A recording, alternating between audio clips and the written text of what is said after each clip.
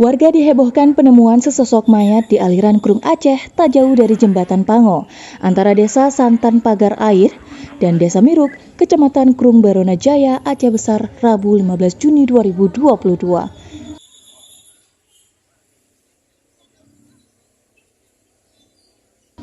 Saat pertama kali diketahui warga, jasad sudah dalam keadaan mengapung dan hanya mengenakan celana dalam berwarna coklat. Sejauh ini, belum diketahui identitas dari jasad tersebut maupun penyebabnya.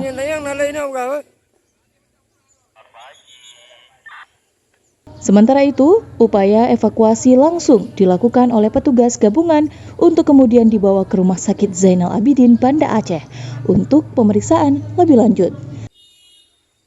Tim Aceh Info melaporkan.